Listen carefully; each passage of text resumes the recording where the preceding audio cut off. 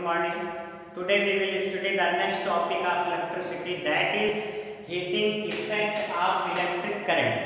तो हमें यहाँ पे देखना है कि कोई भी इलेक्ट्रिसिटी या इलेक्ट्रिक करंट किस तरह से अपने हीटिंग इफेक्ट को दिखाता है, कि वो उसका इफेक्ट ऐसा होता है कि वो हीट एनर्जी को देता है। तो बहुत से ऐसे एप्लायंसेस का हम यूज़ करते हैं अपने डेली लाइफ में, जिससे हम बस एक ही यूज़ करने के लिए उस एप्लायंस का यूज़ करते हैं, एक ही वर्क के लिए उसका यूज़ करते हैं, क्या कि ओनली हीट को ऑब्टेन करना। और वो एप्लायंसेस क्या है, जैसे हमारे हीटर है, गीज़र है, यहाँ तक कि हम देखते हैं कि जैसे कुछ बल्ब्स ऐसे होते हैं जो लाइट एनर्जी में तो कन्वर्ट करते हैं इलेक्ट्रिसिटी को, उसके साथ साथ हीट एनर्जी में भी कन्वर्ट करते हैं। तो इस तरह से हमें यहाँ पे हीटिंग इफेक्ट को देखना है। हीटिंग इफेक्ट का मतलब है कि इलेक्ट्रिक करंट को कुछ एप्लायंसेस के थ्रू हम क्या करते हैं, हीट एनर्जी में कन्वर्ट कर देते हैं। उसी को हम कहते हैं heating effect of electric current. तो हम इसको इस तरह कह सकते हैं कि when an electric current is passed through a high resistance wire, the wire becomes very hot. That is called heating effect of electric current. क्या चीज कि when an electric current is passed, जैसे कोई एक वायर है, इसमें हम electric current pass कराते हैं, तो ये इलेक्ट्रिक करंट जब इसमें पास होता है तो ये वायर क्या होता है, वेरी हॉट हो जाता है, बहुत गर्म हो जाता है। तो इस बेस पर हम इसको डिफाइन कर सकते हैं कि इसी को हम क्या कहते हैं, heating effect of electric current. अब हमने बताया कि किसी वायर में करंट को फ्लो कराने पे तो वो कैसा वायर होना चाहिए, एक वर्ड उसके लिए यूज करना होगा, क्या, हाई रेजिस्टेंस वायर होना चाहिए। उसका रेजिस्टेंस कैसा होना चाहिए, बहुत हाई होना चाहिए। तो इस बेस पे हम इलेक्ट्रिक करंट को ओनली किस में कन्वर्ट कर सकते हैं, हीट में, हीट एनर्जी में। तो हम यही कह सकते हैं कि when an electric current is passed through a high resistance wire, then the wire or high resistance wire becomes very hot. That is called heating effect of electric current. तो ये चीज है, हम इसको डिफाइन कर सकते हैं। इसी बेस पर हम डेफिनेशन लिख सकते हैं, क्या है, when an electric current is passed through a high resistance wire, the wire or the high resistance wire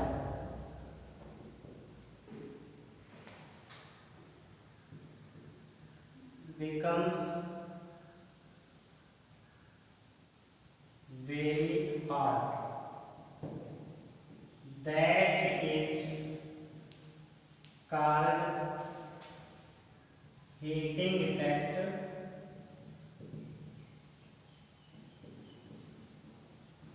of electric current.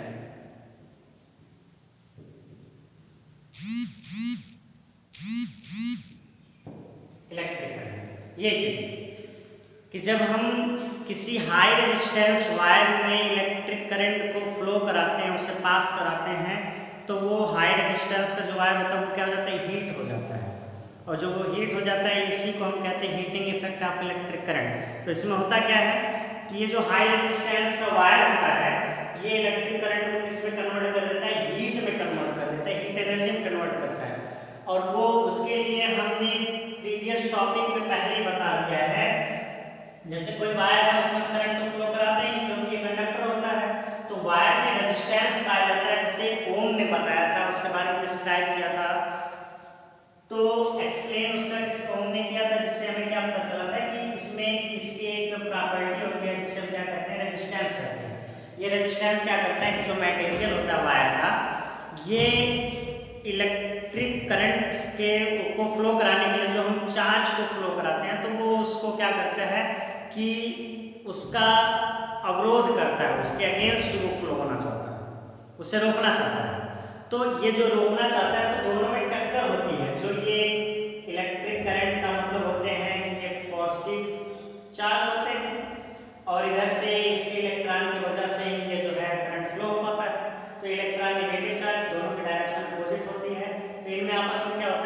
Collision होता है, टक्कर होती है। वो टक्कर होने से क्या होता है कि इनकी काइनेटिक एनर्जी जब भी टक्कर होती है, ऐसा हम देख सकते हैं कि टक्कर होते समय जब टक्कर होगी यानी कोई दो चीज़ें मूव करके आ रही हैं तो उनमें कौन सी एनर्जी होगी, काइनेटिक एनर्जी होगी। और जब वो टकराएंगे तो उनमें कौन सी एनर्जी आ जाएगी, पोटेंशियल एनर्जी। यानी जब काइनेटिक एनर्जी से एकाएक वो पोटेंशियल एनर्जी में कन्वर्ट होता है तो उसकी कुछ काइनेटिक एनर्जी जो होती है वो किस में कन्वर्ट हो जाती है, हीट में कन्वर्ट हो जाती है। जैसे भी हम क्लैंपिंग करें तो देखते हैं कि हमारे ये जो दोनों पाम है, जो हथेलियाँ हैं, ये क्या हो जाती है, गर्म हो जाती है। वो उसका कारण यही है कि ये जब दूर से आती हैं तो ये काइनेटिक एनर्जी, और जब टकराती हैं तो पोटेंशियल एनर्जी में कन्वर्ट होता है। तो एकाएक जब एक एनर्जी से दूसरे एनर्जी में ये कन्वर्ट होता है तो वहाँ पे हीट एनर्जी प्रोड्यूस हो जाती है टक्कर की वजह से, फ्रिक्शन की वजह से। तो वही काम इसमें है, जब हम चार्ज को फ्लो कराते हैं, इलेक्ट्रिक करंट को फ्लो कराते हैं तो उस समय क्या होता है कि उसकी टक्कर होने की वजह से, कोलिजन होने की वजह से जो काइनेटिक एनर्जी है वो पोटेंशियल में कन्वर्ट होना चाहती है, और जब कन्वर्ट होती है उसमें तो उसकी एनर्जी किसमें कन्वर्ट हो जाती है, कुछ हीट एनर्जी में। तो ये प्रोसेस बहुत ही हाई रेंज में होता है, किसमें, हाई रेजिस्टेंस वायर में। तो इसलिए वहाँ पे जितने भी हम चार्ज को फ्लो कराते हैं उसमें जो इलेक्ट्रिक करंट भेजते हैं, टोटल तो नहीं होता है लेकिन मैक्सिमम इलेक्ट्रिक करंट का जो एनर्जी जो उसकी होती है वो किस में चेंज हो जाती है, हीट एनर्जी में चेंज हो जाती है।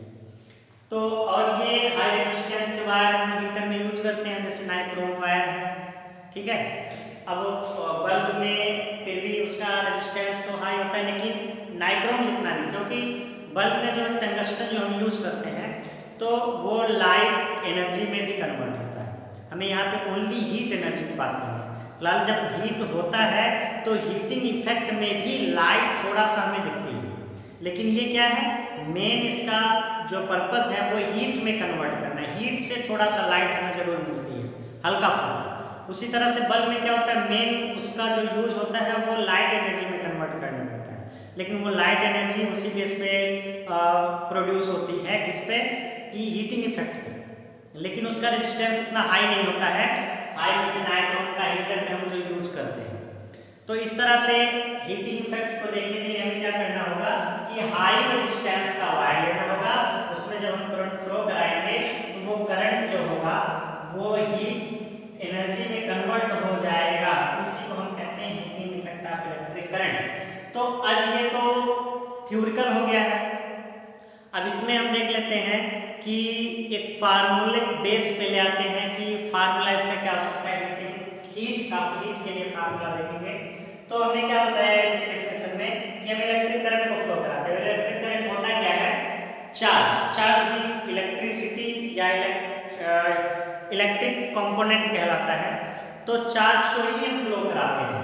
तो मान लेते हैं let Q charge moves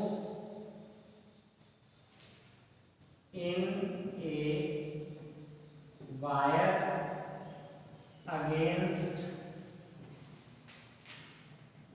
potential difference V, then work done is,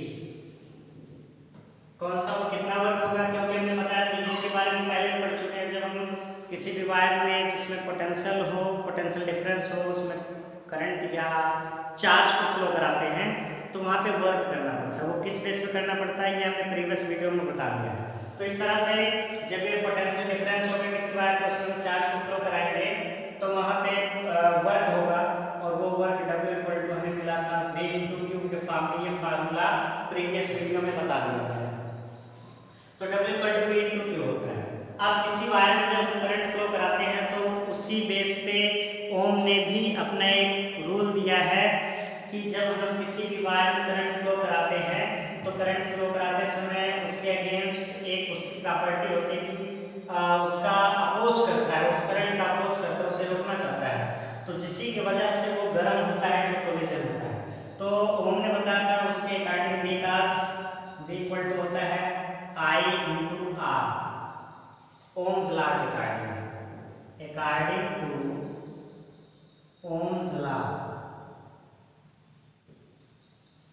Om law के अकॉर्डिंग है, तो V इक्वल टू हम यहाँ रख सकते हैं, so W equal to I R into Q। अच्छा, फर्स्ट टॉपिक में हमने देखा था हम चार्ज को फ्लो कराना है, चार्ज को फ्लो कराने का मतलब करंट फ्लो होता है, तो जो करंट फ्लो होता है, चार्ज फ्लो होता है, तो कुछ ना कुछ टाइम उसमें लगता है, तो ये जो टाइम लगता है उसके अकॉर्डिंग फिर हम यहाँ देखेंगे बिकॉज Q इक्वल टू क्या होता है I into T।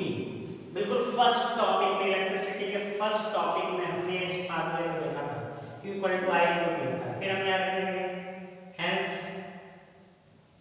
W equal to I into R into Q के प्लेस कर देंगे I into T, I into I equal to I square हो जाएगा R इंटू T, ये W इक्वल टू हो जाएगा, ये एक फार्मूला बना है। W क्या वर्क है, वर्क ही एनर्जी होती है, क्योंकि किसी भी बॉडी में या कोई भी जो ऑब्जेक्ट होता है, कोई भी जो डोयर होता है, काम को करने वाला, तो उसमें जितनी एनर्जी होती है उतना ही वर्क करता है, या हम ये कह सकते हैं कोई डोयर या किसी ऑब्जेक्ट के थ्रू जितना वर्क कराया जाता है उतनी एनर्जी उसमें प्रोड्यूस होती है। तो एनर्जी या वर्क दोनों एक चीज़ है, तो वर्क को हम एनर्जी भी कह सकते हैं, एनर्जी को वर्क कह सकते हैं। अच्छा, इसी बेस पे हमने क्या कहा कि जब हम इलेक्ट्रिक करंट को फ्लो कराते हैं तो किस में कन्वर्ट हो जाता है, हीट एनर्जी में कन्वर्ट होता है, यानी हीट भी क्या है, एक एनर्जी है, और वर्क कराते हैं यानी करंट फ्लो कराते हैं, और करंट ही क्या होता है, एक टाइप की एनर्जी होती है करंट में, इलेक्ट्रिक करंट एक टाइप की एनर्जी है, क्योंकि ना तो उसका कोई मास होता है ना कोई वो स्पेस को कवर करता है। तो ये डिफिनेशन हम देते हैं एनर्जी के लिए। तो इलेक्ट्रिक करंट एनर्जी है, तो एनर्जी को जब हम फ्लो कराते हैं तो वो किस में कन्वर्ट होती है, हीट में, तो हीट भी एक टाइप की क्या है, एनर्जी है। तो यानी कि ये वर्क जो है इसी को हम एनर्जी कह सकते हैं, कौन सी एनर्जी, इलेक्ट्रिक एनर्जी कह सकते हैं, इलेक्ट्रिकल एनर्जी कह सकते हैं, और वो इलेक्ट्रिकल एनर्जी कन्वर्ट होता है किसमें, हीट एनर्जी में। तो इसके प्लेस पर क्या लिख सकते हैं, हीट एनर्जी R, W के प्लेस पर रखेंगे H I square RT, heat है H से इंडिकेट कर देते हैं, ये फार्मूला होता है।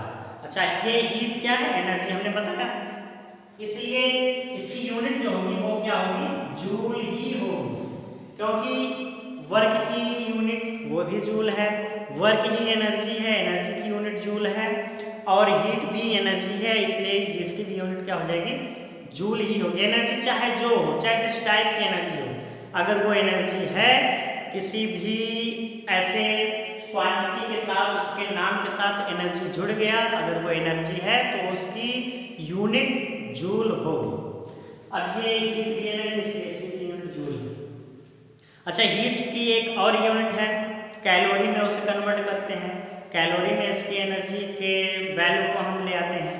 तो कैलोरी में ले आने के लिए ये फाइंड आउट किया गया है कि 1 कैलोरी इक्वल टू 4.2 जूल,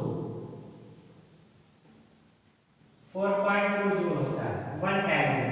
तो इस तरह से हम जूल को कैलोरी में भी कन्वर्ट कर सकते हैं, जूल से कैलोरी कन्वर्ट करना होगा तो इसको इधर भेजेंगे, यानी 4.2 से डिवाइड कर देंगे, जो जूल पे वैल्यू आएगी उसे 4.2 से डिवाइड कर देंगे तो वो हो जाता है कैलोरी। तो ये उसकी कैलोरिकल वैल्यू मिल जाती है, कैलोरीफिक वैल्यू मिल जाती है। तो इस तरह से ये है heating effect of electric current.